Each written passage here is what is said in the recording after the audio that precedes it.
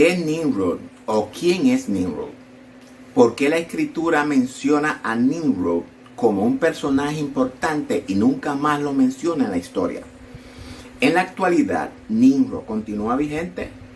¿Está Nimrod relacionado con todo esto que estamos experimentando en estos tiempos? Tal vez con la imposición, el sometimiento, la obligación y el miedo. ¿Hasta dónde llegó la influencia o llega la influencia del reinado de Nimrod? La Biblia narra que Nimrod fue un vigoroso cazador delante de Jehová. Pregunto, ¿sigue Nimrod siendo un vigoroso cazador delante de Jehová? ¿Sigue Nimrod siendo el primer poderoso sobre la tierra? Todas estas preguntas serán contestadas basándonos en el texto bíblico.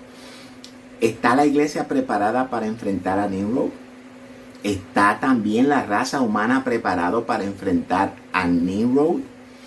En nuestro estudio de hoy vamos a tratar de contestar todas estas preguntas de una manera objetiva, con base en lo que la Escritura nos revela acerca del reinado de este vigoroso cazador, de este primer poderoso en la tierra.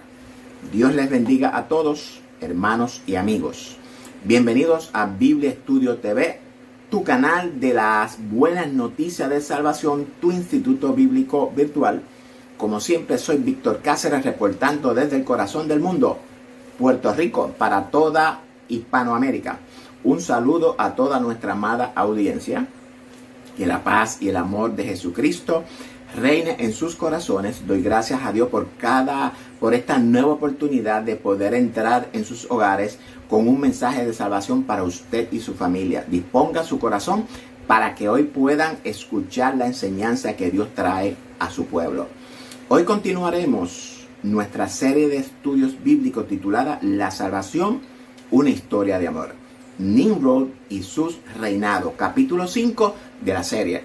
En el capítulo 4 descubrimos quién es en realidad el personaje bíblico Nimrod. Nimrod no es un hijo, no es una persona. Nimrod es el poder opositor más grande levantado por Satanás en la historia en contra de la autoridad y el carácter de Dios.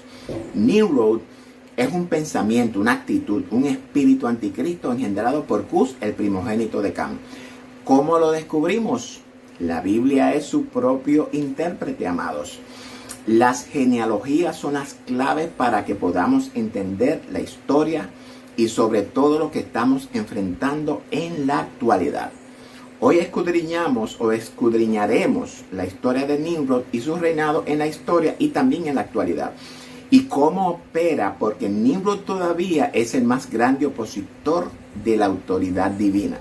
Si usted es la primera vez que nos sintoniza, quiero darle la más cordial bienvenida a nuestro canal.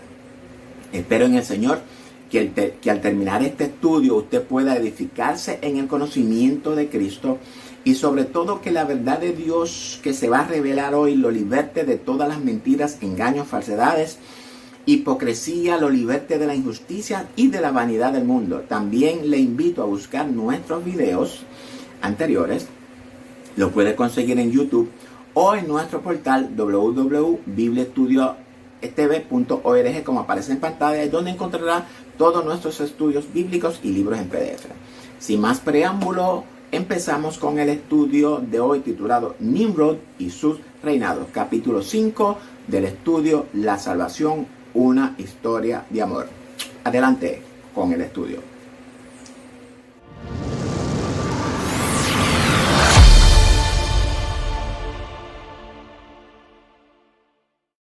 Ya hemos escudriñado lo que significa el nombre de Nimrod. Y sé que muchos deben de estar sorprendidos con esta revelación bíblica. Una de las cosas que me inquietan como maestro de la Biblia es ver cómo en nuestras congregaciones hay maestros y alumnos, no todos, que carecen de formación bíblica profunda. Con la excepción de muchos maestros y de muchos alumnos, los cuales, ¿verdad?, se ocupan y se preparan para enseñar una buena clase y una sana clase bíblica. Felicito a todos esos maestros que dan la milla extra en la preparación y capacitación para que cuando llegue el momento, amado, de pararse frente a un grupo de creyentes o de estudiantes, poder dar lo mejor que ellos puedan dar. Esos son los maestros que están comprometidos con el texto bíblico. Esa debe ser la actitud correcta de todo maestro.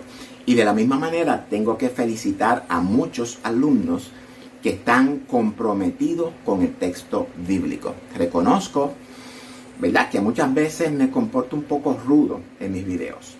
Pero esta rudeza, amados, no es el resultado del orgullo, sino que es el resultado de una inquietud por la manera en la que la enseñanza bíblica se está impartiendo en nuestras congregaciones, en los salones de clases. Mi comportamiento tiene como propósito hacer despertar el espíritu en ustedes. Que reaccionen, que reflexionen en la manera en la que están estudiando la Biblia, amados. Es necesario que la iglesia recapacite y reflexione y reconsidere la manera en la que se está llevando a cabo la instrucción bíblica. En nuestras congregaciones se han infiltrado el humanismo, la ciencia, nuestras emociones, nuestras perspectivas, nuestros puntos de vista, nuestras propias interpretaciones. Y esto lo he podido notar en los salones de clases bíblicas. Y se los digo por experiencias propias, no es invento. Nuestros salones están siendo permeados por el humanismo. En otras palabras, que no estamos dejando que el Espíritu se manifieste en nuestras clases bíblicas. No estamos reconociendo el señorío de Cristo en nuestra vida por medio del Espíritu Santo. El Espíritu Santo es el que nos guía a toda verdad. Es el que nos va a recordar la verdad absoluta de Dios. Es el que nos va a redarguir por medio de la palabra y es el que nos va a convencer de pecado, de juicio y de justicia también. No podemos continuar dejando que nuestra voluntad tome el control de nuestra vida, amados. Nuestra voluntad tiene que estar crucificada con Cristo para que mengue y Cristo pueda crecer y desarrollarse en nosotros. Tenemos que vivir crucificados para el mundo y que el mundo viva crucificado para nosotros también. El día que la iglesia entienda esta verdad y la aplique, ese día, y hablo en el sentido general, se convertirá en una iglesia de bendición para todas las naciones y familias de la tierra. En mis oraciones pido al Señor que les alumbre los ojos de su entendimiento, que les dé sabiduría espiritual y discernimiento para que puedan entender todo el consejo de Dios revelado en su palabra. Yo le pido al Señor que los capacite de tal manera que todos podamos ser educadores de la palabra de Dios. La apliquemos para que podamos enseñarla, para que todos lleguemos a la estatura de Cristo, el varón perfecto. Dice el profeta Oseas en el capítulo 6 que todos conoceremos a Jehová. Pero ¿cuándo los conoceremos? Cuando vivamos delante de Él. Pero amados, ese es el fin de nosotros, conocer a Dios en plenitud en aquel día en que nos unamos a Él. Sin embargo, ese conocimiento tenemos que empezar a desarrollarlo hoy. Conocerlo como persona, como nuestro Dios, como nuestro Salvador, como nuestro Padre, como nuestro todo. Pero adicional a eso, Él quiere que le conozcamos por su obrar, su plan, su propósito, su voluntad en nuestra vida. Dios nos ha revelado en su palabra todo su plan para salvarnos y para llevarnos a su reino. Es nuestra responsabilidad escudriñarlo, entenderlo y ser partícipe de ese plan y de esa salvación. Nos ha revelado el origen de todo mal, de nuestros pecados, desobediencias. Nos ha revelado proféticamente toda la historia de la humanidad con el propósito de que no sea una sorpresa para nosotros cuando la estemos experimentando, amados. Todo eso está en su escritura. Y es nuestra responsabilidad buscar la guía del Espíritu para que nos vaya revelando todo por medio de su palabra. No seamos como el insensato y necio que se muestra insolente y confiado. Dios nos ha dado su sabiduría para que podamos entender todo su consejo, todo su plan, para que no perezcamos por falta de conocimiento. Hermanos, esta es la inquietud que me rodea, la iglesia, la cual amo profundamente y la cual no quiero que perezca por falta de conocimiento, sino que yo pueda ser partícipe, al igual que todos seamos partícipes en la edificación y preparación de un pueblo dispuesto para recibir al Señor en aquel día. Vamos a leer los textos que se encuentran en Génesis 10 del 8 al 12. Y aunque ya hemos escudriñado los versos del 8 al 9, quiero leerlo nuevamente para recoger el contexto.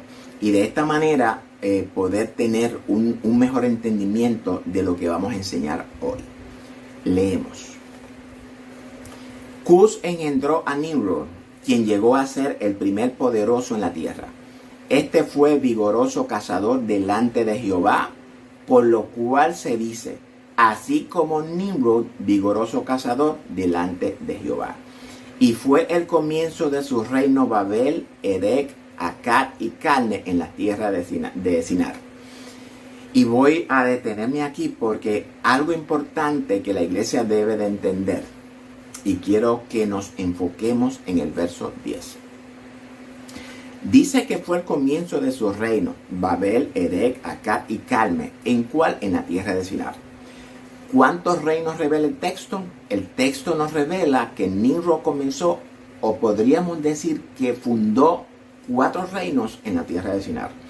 Sin embargo, debemos de preguntarnos lo siguiente.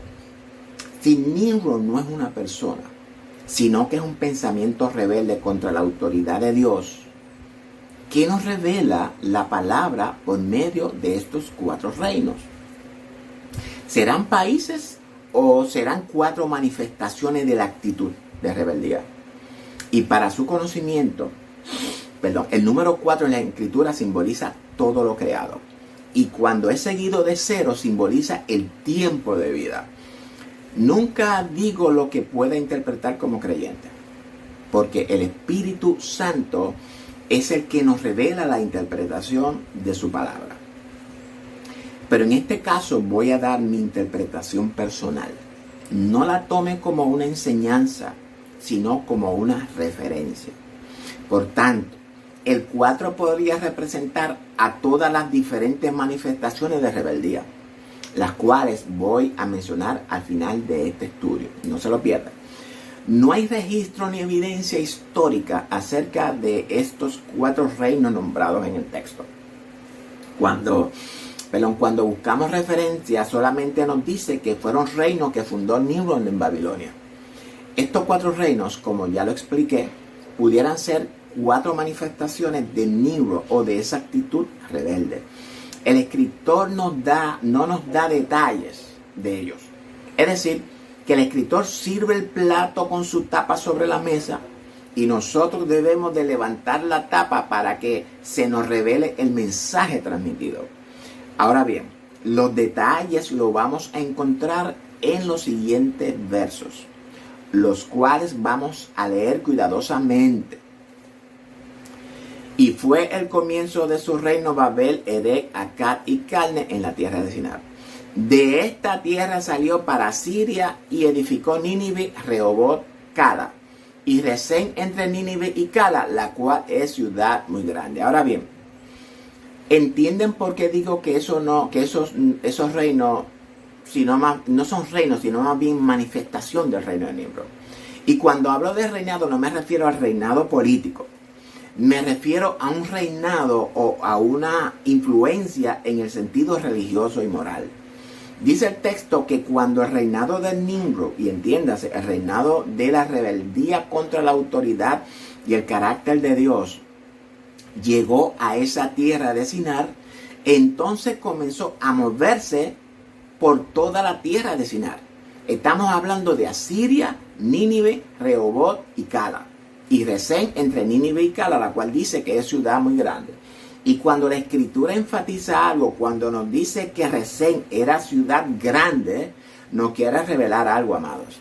Pero acerca de estas ciudades hablaremos más adelante. Mientras tanto, para que podamos entender estos textos, debemos de movernos al capítulo 11, donde el escritor nos revela los detalles. Los textos que leímos son el resultado, pero debemos de irnos a los detalles para que podamos entender cómo esa rebeldía llamada Nimrod permeó a toda la humanidad. Y aunque tenemos que volver nuevamente al capítulo 10, ya que tenemos que escudriñar las otras descendencias de Cam, las cuales juegan un papel muy protagónico tanto en la historia antigua como en nuestros tiempos, amados. Leamos el capítulo 11 de 1 a 10. Vamos a ir escudriñando los textos expositivamente. La Torre de Babel. Tenía entonces toda la tierra una sola lengua y unas mismas palabras. Este texto nos podría estar revelando el tiempo de cuando Noé y su familia desembarcaron del arca y se establecieron en la tierra. Y otra cosa que nos debe de llamar la atención en estos textos es que nos revela que la tierra tenía una sola lengua y unas mismas palabras. ¿Por qué nos hace diferencia entre lenguas y palabras? Usted podría decir que es lo mismo, sin embargo, tener una sola lengua podría significar que toda la familia de Noé y sus descendientes tenían una misma forma de pensar. Una forma de pensar diferente a los de los antediluvianos. En el Evangelio de Marcos, Jesús dice que una de las señales que seguirán a los que creen era que hablarían nuevas lenguas. Anteriormente expliqué este texto y dije que esa señal de que los que creen hablarían nuevas lenguas, teníamos que interpretarla como una nueva forma de pensar, un nuevo estilo de vida, una nueva forma de hablar, porque ahora hablamos la palabra del Señor. Esa es una señal que nos distingue. No podemos confundir esta señal con el don de lenguas. El don de lenguas es algo que el Señor nos otorga como una herramienta para el crecimiento personal y de la iglesia. Pero cuando hablamos de nuevas lenguas como señal, es algo que es el resultado de una relación personal con Dios. Por tanto, considerando esta definición, podemos entender que esta sola lengua que todo el mundo hablaba en el principio, podría referirse a una forma de pensar, una forma de hablar, y pudiéramos relacionarlo tal vez con el comportamiento. Y también nos revela que tenían las mismas palabras. Ahora bien, tener las mismas palabras nos revela que toda la humanidad en el principio se comunicaba con un mismo lenguaje o con un mismo idioma, y que todos se entendían entre sí. En resumen, podemos decir entonces que Noé y toda su descendencia, podríamos decir que tenían posiblemente la misma forma de pensar o comportamiento, y también tenían un solo lenguaje. Ahora bien, ese comportamiento o forma de pensar lo vamos a descubrir prontamente. Aconteció que cuando salieron de Oriente hallaron una llanura en la tierra de Sinar y se establecieron allí. Y cuando Noé y su familia desembarcaron, Dios hace un pacto con ellos. Y lo primero que Dios le dice es que se fructifiquen y se multipliquen. Y este mandato en el judaísmo ortodoxo y conservador significa que cada pareja tenga al menos un hijo y una hija. Y que se multipliquen, es decir, que tengan muchos hijos y que llenen la tierra. Ese era el mandato de Dios. Que todos se esparcieran por toda la tierra para habitarla y llenarla. Y al principio ellos obedecieron ese mandamiento. Antes de continuar es necesario recordar, ya esto lo he enseñado en estudios anteriores, cuando en el texto se refiere a la palabra oriente, por lo general, no siempre, pero sí en la mayoría de los casos, es un preludio de que se acerca a un juicio, más o menos. Ahora bien, ¿qué pasó en el camino? ¿Qué cambió su forma de pensar? Bueno, el texto nos dice o nos revela que esta familia encontraron una llanura, es decir, un valle, como nos dice en el texto recibido original. Un lugar hermoso, y ellos decidieron quedarse en ese lugar. Es decir, que ya empezamos a ver un cambio en su forma de pensamiento. De obediencia a rebeldía en contra de las instrucciones que Dios les había dado de que llenaran la tierra. Y pregunto, ¿es usted de las personas que desobedecen las instrucciones de Dios?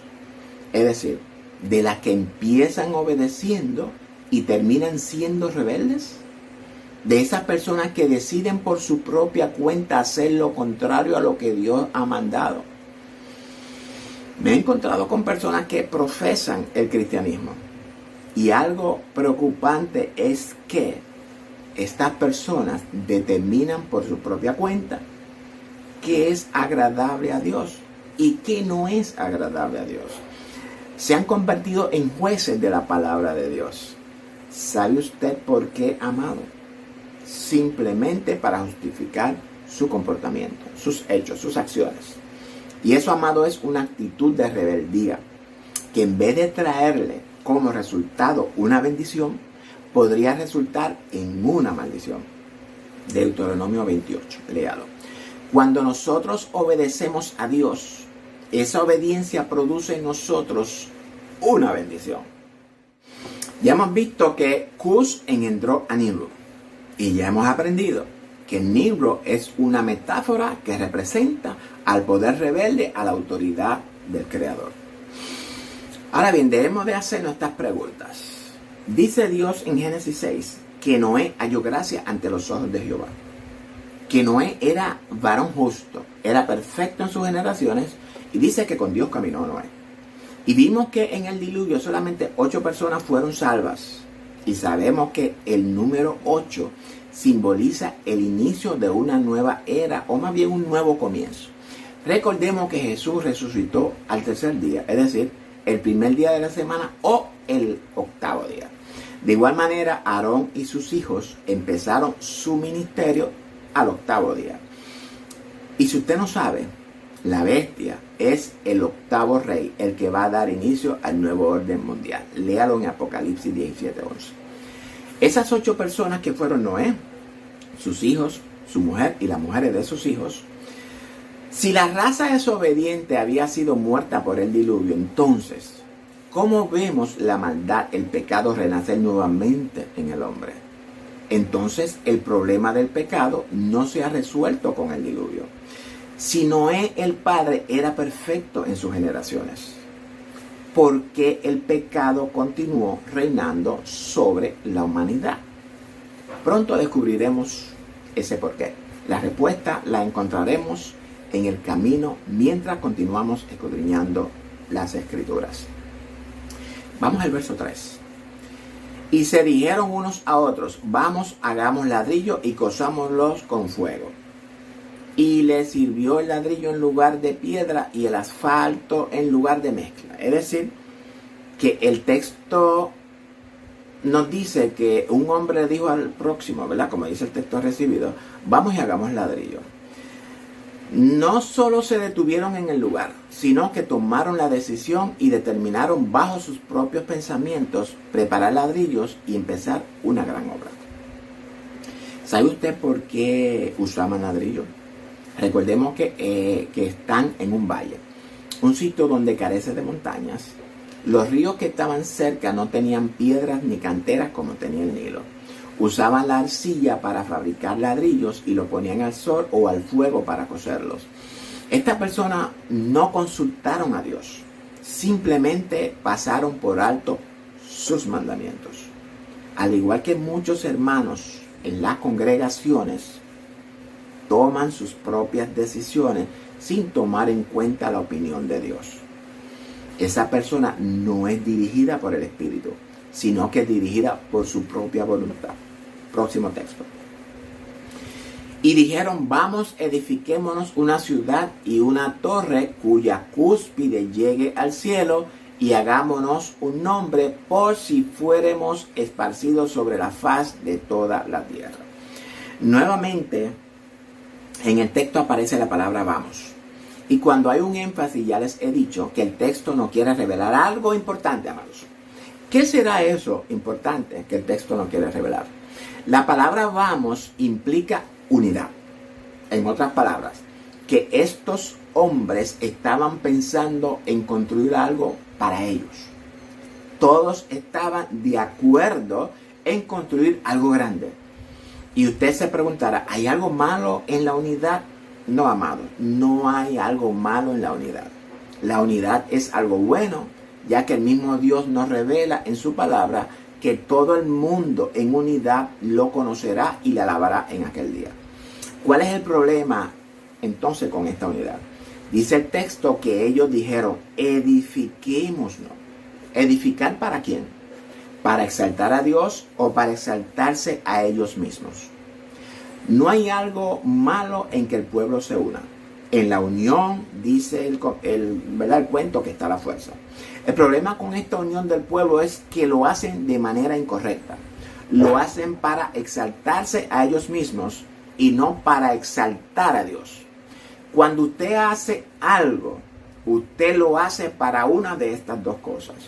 O para exaltar o glorificar a Dios, o para exaltarse a usted mismo. No existe un punto medio en esto, hermanos. ¿Hace usted las cosas para agradar a Dios o para agradarse a usted mismo? ¿Se ha convertido usted en juez de la palabra de Dios? ¿O es que usted es una persona que obedece y actúa y glorifica y exalta a Dios? Mediten estas preguntas en su corazón. Esta persona no están dispuesta a continuar obedeciendo el mandato de Dios. El problema no radica en edificar una ciudad. El problema radica en que lo hacían para ellos exaltarse a sí mismos.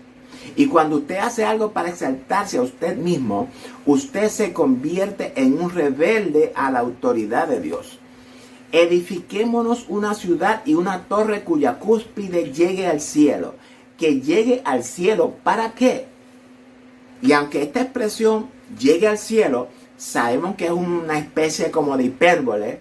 Entonces, ¿qué nos quiere revelar el texto? Ellos dicen, edifiquémonos una ciudad y una torre que llegue al cielo. Es decir, que estas personas querían elevarse a la misma estatura de Dios. Es decir, si Dios está aquí, nosotros estamos aquí también. ¿Sería para exaltar, alabar y glorificar a Dios? ¿Sería para reconocer su grandeza, su majestad y su soberanía? No, amados. A ellos no les interesaba reconocer a Dios. Ellos querían plantarle cara a Dios. Si Dios es una autoridad, nosotros también somos una autoridad. Y ese, amado, es el espíritu anticristo del que habla Juan. Aquí estamos viendo el poder rebelde y opositor de la raza humana contra el creador del cielo y de la tierra. Dios le da un mandamiento de llenar toda la tierra. Sin embargo, ellos dicen, no, nos quedaremos aquí. Edificaremos una ciudad y una torre cuya cúspide llegue al cielo. Y demostrarte que tú no eres el único que tiene la autoridad. Aquí vemos al hombre independizarse de Dios, amados. La independencia de Dios produce rebeldía. La dependencia de Dios produce ¿qué? Produce obediencia. Ahora bien, ¿cuál sería el propósito de ellos mantener al pueblo en un solo lugar? La respuesta es obvia. Para poderlo gobernar, controlar. El primer orden mundial ya estaba en las mentes de los primeros hombres. Y esta misma actitud y espíritu anticristo son los mismos que estamos experimentando en nuestros tiempos por la élite de Satanás. Nimrod en la actualidad tiene un nombre y todos lo conocemos como los iluminados o los Ilum, la élite de Satanás, compuesta por 13 familias, en su mayoría judías. La sociedad secreta que gobierna al mundo desde la oscuridad por medio de nuestro gobierno, bancos, instituciones gubernamentales como Foro de Davos, Banco Mundial, la ONU, OMS, OTAN, la FED y un largo etcétera. El poder rebelde y opositor que gobierna, desde la oscuridad. Y todos nuestros gobiernos son títeres y tentáculos de esos draconianos, como yo le llamo. Esa rebeldía contra Dios no surge en nuestro tiempo. Surge desde el inicio de la humanidad. Y continúa el texto diciendo, y hagámonos un nombre por si fuéramos esparcidos sobre la faz de toda la tierra. Pregunto, ahora bien, dice que hagámonos un nombre. Y cuando hablamos de nombre, esto implica reputación, un carácter, un sistema de gobierno. En otras palabras, que ese nombre representa al carácter que se revela en contra del carácter de Dios. Una reputación diferente, rebelde, perversa, maquiavélica y diabólica, que se opone a la reputación 3 veces santa del Dios creador del cielo y de la tierra. Y quiero que vayan meditando en todo esto que el Señor nos está revelando por medio de estos textos. Si usted quiere entender lo que está sucediendo en el mundo hoy, es necesario que entienda lo que sucedió en el pasado. Porque ya estamos experimentando poco a poco el misterio de iniquidad. Y según vaya pasando el tiempo, iremos experimentándolo cada día más y más fuerte. La Agenda 2030 juega un papel importantísimo en la segunda venida de Cristo a la tierra. El que tiene oído para oír, que oiga. La Agenda 2030 inicia los dolores de parto, no los principios de dolores, porque ya los estamos sintiendo. Terremotos por todas partes, búsquelo. Rumores de guerras y guerras, no es lo que estamos hablando. Hambre, no es lo que se está anunciando. Fenómenos atmosféricos, peste detrás de la otra. La Agenda 2030 inicia la guerra reino contra reino. Ese nombre que se hicieron, ese reino es el que va a batallar espiritualmente contra el reino de Cristo. ¿En qué manera? Por medio del sometimiento y las violaciones de nuestras conciencias. Imponernos la única religión que ya está a punto de caramelo. Imponer sus leyes inmorales y otras aberrantes imposiciones que atentan contra el carácter del Dios que hizo los cielos y la tierra. Y la imposición ya empezó. Fuimos sometidos bajo obligación a usar un bozal, a la inoculación, violando todos nuestros derechos y el derecho de nuestros hijos también. ¿Y quién nos obligó? Los monigotes que tenemos en nuestros gobiernos. El reino de Satanás contra el reino de Cristo. ¿Cuál es el reino de Cristo? Usted y yo, amados, la iglesia santa y pura. Es decir, que ese nombre que ellos hicieron, ese reinado o ese sistema de gobierno fue Babel. Mejor conocido en Apocalipsis como Babilonia, la grande, la madre de las rameras y de las abominaciones de toda la tierra. Y no me refiero al país de Babilonia, me refiero al sistema babilónico, el reinado babilónico. Para que lo entienda más claro, el reinado de Satanás sobre toda la humanidad. ¿Y por qué razón se hicieron un nombre? Pues dicen ellos, por si fuésemos esparcidos sobre la faz de toda la tierra. Pregunta entonces, ¿no fue esa la orden de Dios? ¿Que se esparcieran sobre la faz de toda la tierra? ¿Con qué propósito hicieron esto? Para llevar su nombre, es decir, su carácter, su actitud rebelde, su reputación, su sistema, su reinado a toda la tierra donde sean esparcidos. ¿Están entendiendo el mensaje, amados? Estas personas están dispuestas a llevar a cabo su plan de gobernar a toda la tierra. Próximo texto. Descendió Jehová para ver la ciudad y la torre que edificaban los hijos de los hombres. Y descendió Jehová. ¿Acaso Dios tenía que descender para ver la obra? ¿No es Dios omnisciente? ¿No sabrá Dios todas las cosas? Dios es omnisciente y conoce todas las cosas desde la eternidad. Dios sabe y conoce las obras de sus criaturas. No es necesario descender. ¿Por qué Dios tenía que descender para ver la ciudad y la torre? ¿Qué no quiere revelar el texto? La expresión descendió Jehová. Y esto es importante que toda la iglesia entienda. Esta expresión nos revela que Dios se interesa por su creación. En otras palabras, que Dios está al tanto de todo soberanamente. Y el descender implica que Él supervisa nuestras actitudes y nuestras actividades. Dios se inmiscuye en nuestras decisiones y se asegura de que cumplamos sus ordenanzas, leyes, mandamientos y estatutos. ¿Por qué razón? Porque Él nos ama, amados. Y dijo Jehová, he aquí el pueblo es uno, y todos estos tienen un solo lenguaje. Y han comenzado la obra, y nada les hará desistir ahora de lo que han pensado hacer. Ahora bien, dice el texto que Jehová dijo. ¿A quién le dijo Jehová? Algo que debemos de aprender es a escuchar la voz de Dios. Esa expresión va dirigida a nosotros, los lectores. Y debemos de ser lo suficientemente maduros para entender lo que Dios nos dice y hacernos partícipe de ese plan. Dios nos está hablando a nosotros. He aquí, el pueblo es uno. Es decir, que Dios vio una unidad en el pueblo. Ya dijimos que el problema no radica en la unidad, sino en la razón por la cual están unidos. Y estos tienen un solo lenguaje. Y aquí encontramos una expresión lenguaje, diferente a la antes vista que fue lengua, la cual ya explicamos.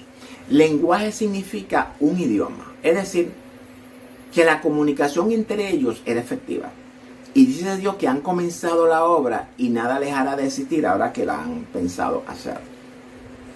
Dios en este texto resalta la iniciativa de los hijos de los hombres. Es decir, que por su propia cuenta han comenzado la obra. Dios dice, con la capacidad con la que hemos creado al hombre, estos pueden lograr todo lo que se propongan. Y ya sabemos que Génesis 1:26 nos revela que Dios creó al hombre con la capacidad y la autoridad para que gobierne a toda su creación. El hombre se convirtió en el representante o en el embajador de Dios en la creación. Pero por su pecado, esa autoridad le fue quitada a él. La autoridad le fue quitada, pero la capacidad de gobernar siguió en el hombre. El hombre fue creado con la capacidad de gobernar. Pero esa autoridad de gobierno fuera de la voluntad de Dios tiene consecuencias muy nefastas. Y dice Dios que nada les hará desistir de lo que ahora han pensado hacer. En otras palabras, Dios dice que cuando el ser humano se propone algo, nada lo hará desistir hasta lograr lo que se han propuesto. ¿Hay algo malo en tener iniciativa o iniciar obras? No, no hay nada de malo en usar las capacidades que Dios ha puesto en nosotros. El problema no radica en nuestras capacidades. El problema radica en que la usamos para exaltarnos a nosotros mismos y no para exaltar al Dios que nos creó. Esa es la diferencia. Dios nos creó a su imagen conforme a su semejanza. Es decir, que tenemos intelecto, una mente poderosa, aunque usted no lo pueda creer, una conciencia para relacionarnos con Dios, nos ha dado el poder de decisión, iniciativa, pensamientos, ha puesto su carácter en nosotros y nos ha dicho que todo es posible para nosotros si lo creemos. Fuimos creados para reinar, para enseñorearnos de toda su creación. ¿Cuál es el problema entonces? Que estos hombres usan sus capacidades de una manera inadecuada, incorrecta, en oposición a la voluntad de Dios. En otras palabras, hermanos, que el propósito de estas personas es reinar y gobernar sobre toda la humanidad fuera de la voluntad de Dios. Y Dios no va a permitir eso. Y dice en el verso 7, ahora pues descendamos y confundamos allí su lengua para que ninguno entienda el habla de su compañero. Es decir, que después de que Dios se da cuenta de lo que planean los hijos de los hombres, dice ahora, descendamos. Y dos cosas importantes que quiero explicar en este texto. El que Dios haya dicho, ahora pues descendamos, no quiere decir que Dios descubrió en ese momento el plan de los hijos de los hombres. No. Dios es omnisciente, tiene conocimiento previo de todo lo que el hombre piensa hacer en el mundo. ¿Qué nos quiere revelar el texto con esta expresión, amado? Pues ya se lo dije anteriormente. Dios se involucra en nuestros asuntos. Él se interesa en nuestras decisiones. Se interesa en nuestros intereses, se interesa en las consecuencias que nos puede traer las decisiones que tomemos. ¿Solamente de sus hijos? No. Dios se interesa en toda su creación. Dios ama su creación y porque nos ama es que nos juzga con justo juicio. Y lo otro es que descendamos. Podría darnos una idea de la Trinidad o que ángeles le acompañaban. Descendamos ¿para qué? Y confundamos allí su lengua para que ninguno entienda el habla de su compañero. Descendió para confundirlo. Es decir, que Dios va a frustrar los planes de todos aquellos que quieran levantarse y atentar contra su autoridad. Sus planes no prosperarán aunque se vean cerca de realizarse. Dice el texto que Dios confundió allí su lengua o su idioma o su lenguaje, como usted quiera, para que ninguno entienda lo que su compañero habla. Cuando un pueblo o un grupo de personas no tienen una comunicación efectiva, ese pueblo o grupo de personas tiene que separarse. Hay que romper el coro, no hay armonía en ellos. Lo mismo pasa con nosotros los redimidos del Señor. Hablamos nueva lengua, es decir, nuestro hablar no es igual que el hablar del mundo. Ahora, hablamos la palabra de Dios. Esa palabra nos transforma, nos hace nuevas criaturas. Es por eso por lo que entre el mundo y la iglesia no puede haber una armonía entre sí. Somos diferentes, hablamos diferente y pensamos diferente, vestimos diferente, actuamos, vivimos, amamos diferentes. Y todo en nuestra vida es diferente a lo del mundo. Estamos en el mundo, pero no pertenecemos al sistema o al reino de este mundo. Pertenecemos al reino de los cielos. Así los esparció Jehová desde allí sobre la faz de toda la tierra y dejaron de edificar la ciudad. Ahora estas personas tienen que cumplir el mandato de Dios de una manera obligatoria. Dios les dijo que se esparcieran sobre la faz de toda la tierra y llenarla. Ellos tomaron rebelde el mandato, ¿verdad?, de Dios, y por esa razón fueron confundidos unos con otros. Al no haber una comunicación efectiva, el reino se divide. Estas personas ahora no reciben bendición de Dios por causa de su rebeldía. Al final tuvieron que obedecer a Dios, pero no reciben bendición. Y este escenario, amados, hermanos, es el que veremos en la segunda venida de Cristo. La historia de esta generación, la que comprenden en los versos del 1 al 9, es la sombra de la historia del mundo hoy día. La historia se repite. Es lo que se conoce como vaticinia ex eventu, una historia presentada como profecía. Por esto fue llamado el nombre de ella Babel, porque allí Jehová confundió el lenguaje de toda la tierra. Y desde allí los esparció sobre la faz de toda la tierra. Ahora bien, es aquí donde se origina el reinado de Nimrod, en las llanuras de Sinar. El primer reino es el que acabamos de ver. Entonces, todos ellos, al ser esparcidos por toda la tierra, es aquí lo que nos revela el texto por el cual tuvimos que ir al capítulo 11. Versos 10 al 12, leámoslo nuevamente. Y fue el comienzo de su reino Babel, Erec, Acá y Calme en la tierra de Sinar. De esta tierra salió para Siria y edificó Nínive, Rehoboth, Cala y Resén entre Nínive y Cala, la cual es ciudad grande.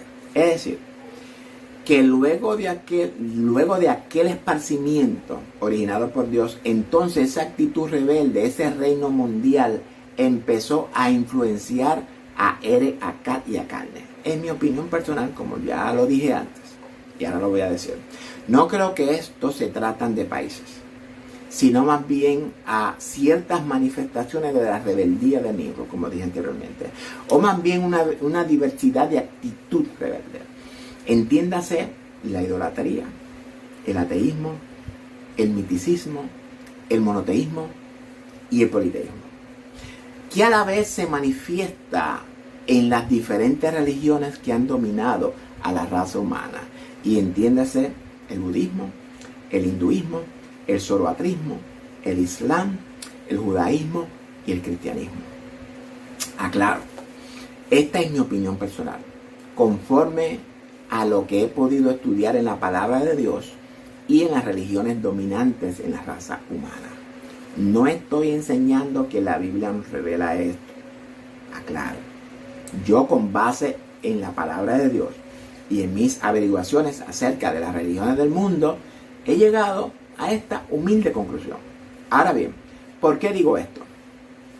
Porque el verso 11 nos revela que de esta tierra, es decir, del valle de Sinar, esa actitud rebelde de esta tierra salió ¿para dónde? Para Siria, y edificó Nínive, Rehoboth, Cala y Resén, que dice que entre Nínive y Cala, dice que Resén era una ciudad muy grande. Estos fueron los reinos o los países que Nimrod influenció con su actitud rebelde. Y dicha actitud ha permeado a toda la raza humana en sus diversas manifestaciones. Es importante señalar que esta actitud influenció en la descendencia de Cam, el padre de Cus, en quien se engendra esta actitud.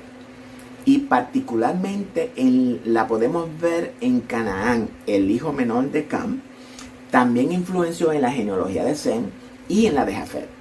Es decir, que esta actitud influenció en las tres descendencias de Noé, en todo el mundo básicamente. Y más adelante la vemos influenciar en Ismael, el hijo de Abraham y la egipcia Agar.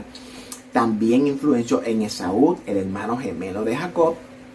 Y para terminar y para aclarar este asunto, y esto es bien importante que la iglesia conozca, y es que esta misma actitud, con todas sus diversidades, la encontramos actuando en el pueblo de Israel. Y como todos ya saben, Israel es la sombra o tipo del mundo de hoy. Y por último, la encontramos actuando en los líderes judíos en los tiempos de Cristo, los cuales lo entregaron en manos del Imperio Romano para matarlo.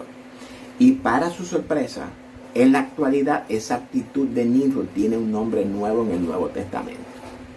Ya se lo he dicho antes. Ese nombre son los Iluminados, el cual está compuesto por 13 familias, en su mayoría judías, que han gobernado desde la oscuridad con sus diversas manifestaciones sobre las religiones del mundo, los gobiernos del mundo, la banca, las organizaciones mundiales, como por ejemplo ONU, OTAN, CFR, Estudio, Instituto Tavistock, los jesuitas, Club Bilderberg y otras muchas organizaciones que muchos de ustedes conocen, y otras que ustedes no tienen ni siquiera la menor idea,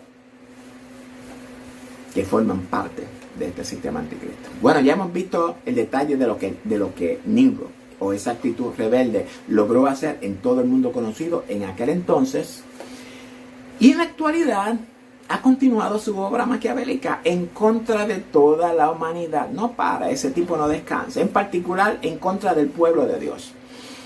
En nuestro próximo capítulo continuaremos con el capítulo 10 y escudriñaremos los otros descendientes de Cam, los cuales tienen un desarrollo importantísimo en la historia y en la actualidad.